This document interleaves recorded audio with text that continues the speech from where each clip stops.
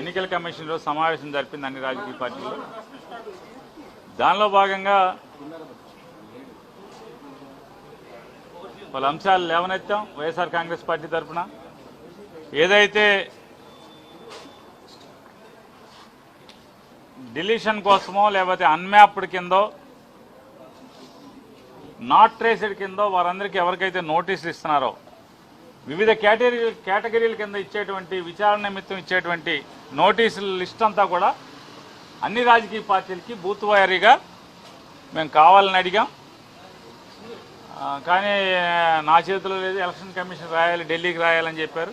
మీరు ఢిల్లీకి రాయండి, ఏమని రాయండి, ధర్మమైన డిమాండ్ మాది.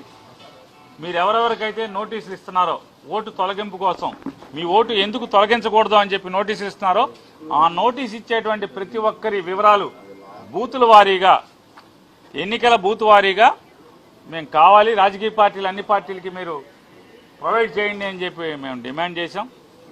వారి పైకి రాసి మాట్లాడతామని చెప్పి చెప్పారు. అలాగే ప్రతి ఫ్యామిలీలో భార్యాభర్త వారి ఓట్లని చెరొక బూత్లో ఉంటున్నాయి, లేదా భార్యాభర్త ఓటు ఒక బూత్లో ఉంటే వారి మిగతా కుటుంబ సభ్యుల యొక్క ఓట్లు వేరే బూత్లో ఉంటున్నాయి. అలాగే ఒక ఇంట్లో వాళ్ళందరూ బూతులు ఒకటుంటే ఆ పక్కింట్లో వాళ్ళ ఓట్లన్నీ వేరే బూత్లో ఉంటున్నాయి. ఇలాంటి పొరపాట్లను సరిదిద్దమని చెప్పని మేము వారికి చెప్పాం. ఇది మొదటిసారి కాదు, మేము గతంలో కూడా చెప్పాం. ఈ ప్రాసెస్ మొదలైనప్పుడు, ఎస్ఐఆర్ ప్రాసెస్ మొదలైనప్పుడే అప్పుడే మేము లేవనెత్తాం. అప్పుడు కానీ మళ్ళీ ఇప్పుడు కానీ వారి సమాధానం ఒకటే, మా చేతిలో లేదు, దాన్ని మీరు ఫారం 8లు పెట్టుకోండి అన్నారు. ఫారం 8లు పెట్టుకోవాలంటే ఎలక్షన్ కమిషన్ దాకా రావక్కర్లేదు, వారు ఆదేశాలు ఇవ్వాల్సిన అవసరం లేదు. ఎవరికాళ్ళు వ్యక్తిగతంగా వాళ్ళే పెట్టుకుంటారు.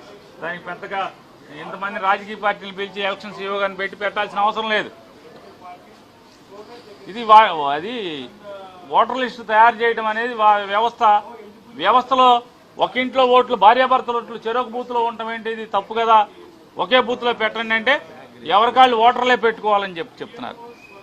సవరణ పెట్టుకోవాలంటే ఓటర్లు అంటే ఓటర్లకి ఏం పాపం, లిస్టులు తయారు చేసేదేమో ఎన్నికల కమిషను, సవరణలేమో ఓటర్లు పెట్టుకోవాలండి. అలాగే ఒక బజార్లో ఒకే వీధిలో ఉన్నటువంటి ఓట్లు మరి ఒకే బూత్లో ఉండాల్సింది పోయి మరి రకరకాలుగా ఉంటాం. ఒకే పక్క బజార్లో వాళ్ళ ఓట్లన్నీ కూడా మళ్ళీ వేరే బూత్లో ఉంటాయి. ఇట్లా రకరకాలుగా ఉన్నాయి. అన్నీ సరి చేయమన్నాం, మేము సరి చేయలేమని చెప్పారు. మరి ఇది ఒక వింత దాన్ని ప్రాసెస్ లాగా కనపడుతుంది మనకి. ఈ ప్రక్రియ వింతగా ఉంది. మరి ఎన్నికల కమిషన్ చేతిలో 2 ఓట్లుంటే పట్టుకుంటాం, 3 ఓట్లు దొంగ ఓట్లుంటే పట్టుకుంటాం అని చెప్తున్నారు. మరి ఈ సరి చేయాలి కదా, ఈ సరి చేయమని చెప్తారు. అలాగే వీళ్ళ సాఫ్ట్వేర్ కూడా డెమోగ్రఫిక్గా మేము రీడ్ చేస్తుంది, అది ఇది అని చెప్తున్నారు. కానీ అది పొరపాట్లు ఉన్నాయి. ఎందుకంటే ఒక వ్యక్తికి ఉదాహరణగా ఒక ఓటును కూడా మేము ఉదాహరించి చూపించాం. ఒకే మనిషికి చిలకలూరుపేటలోను నరసరావుపేటలోను 2 చోట్ల కూడా అదే వ్యక్తికి ఓటు ఉంది. ఆ ఓటును ఉదాహరణ కూడా వారికి చెప్పాం పేరుతో సహా. ఆ ఓటు మరి ఎలా వచ్చింది, మ్యాపింగ్ కూడా అయిపోయింది, డ్రాఫ్ట్ కూడా పబ్లిష్, డ్రాఫ్ట్లో కూడా 2 చోట్ల ఓటు ఉంది. మరి ఇది ఎలా? మరి రాష్ట్రంలో ఉన్నటువంటి డూప్లికేట్ ఓట్లు, దొంగ ఓట్లు ఏరుతున్నామన్నారు. ఎలా ఏరుతున్నట్టు లెక్క? ఇవన్నీ కూడా లేవనెత్తాం. అదొకటే కాకుండా బిఎల్ఓలను కూడా అదర్ డ్యూటీస్ ఉండకూడదని చెప్పని మేము గట్టిగా గతంలో అడిగాం, ఇప్పుడు కూడా అడుగుతున్నాం. ఎందుకంటే బిఎల్ఓలు రాష్ట్రంలో వెట్టి చాకరీ చేసే పరిస్థితి కనపడుతుంది. గొడ్డు చాకరీ చేస్తున్నారు బిఎల్ఓలు. వారు మరి ఎలక్షన్ ఉద్యోగం కాకుండా, బిఎల్ఓ ఉద్యోగమే కాకుండా వారి రోజువారీ ఉద్యోగం కూడా బాధ్యతలు, విధులు నిర్వర్తించాలని చెప్పని పై అధికారులు ఒత్తిడి చేయడం కింద జరుగుతుంది. కాబట్టి దీనివలన పని ఒత్తిడి ఎక్కువ అవుతే కనుక ఓటర్ల లిస్టు తయారీలో తప్పులు